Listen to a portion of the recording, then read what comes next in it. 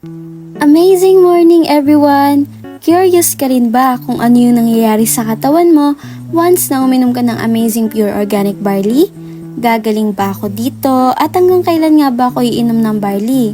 By the way, I am Remy Ann Fontelera and I am legit distributor of this Amazing Pure Organic Barley. According to Natural Medicine Doctor at sa study of World Health Organization, may proseso po ang paggaling ng isang taong may sakit na gustong gumaling gamit ang natural way of healing o barley. Barley is not a magic. Naiinom ka lang ng isang beses ay gagaling ka na agad. Pero may makikita ka na agad na pagbabago dahil nga nasa proseso ka. Ang Amazing Pure Organic Barley has 4 process and stages on how it works in our body. The first stages is the cleansing, meaning nililinis niya ang mga toxic or toxins sa loob ng katawan natin, lalo na ang digestive system, para i-ready ito sa lahat ng papasok na vitamins and minerals, nang sa ganun, mas madali ito ma-absorb ng katawan natin. Second is the detoxification, from the word detox.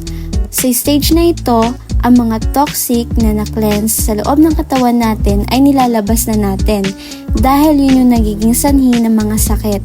Kaya nga again, take note, kung nakakaramdam ka ng pagbabago sa unang ilang araw ng pag-inom mo pa lang ng barley, normal lang po yun. Ang tawag po dyan ay BRR or Body Recovery Reaction at ang ibig sabihin ay nasa healing process ka. Third is the nutrient assimilation. Sa stage naman na ito na yung process kung saan na-absorb or nasusuplayan na natin yung mga nutrient, vitamin and minerals na kailangan ng ating katawan para mapalakas lalo ang ating immune system. Kaya tayo madaling dapuan ng sakit ay dahil sa kakulangan ng nutrient na kailangan ng ating katawan. Ang katawan natin ay may sariling antibodies o para silang mga sundalo na lumalaban sa mga free radicals o yung tinatawag nating mga virus, germs, bacteria na galing sa labas. Kapag malakas sila, kapag malakas ang immune system, hindi tayo madaling pasukan ng anumang sakit. And the last stages is the cell regeneration. Sa stage naman na ito, nire-refer na ang lahat ng cellular na na-damage sa loob ng katawan natin dahil sa free radicals, para bumalik at mapalitan ng nutrient yung bad toxins at para maiwasan na ang malfunction sa ating organs.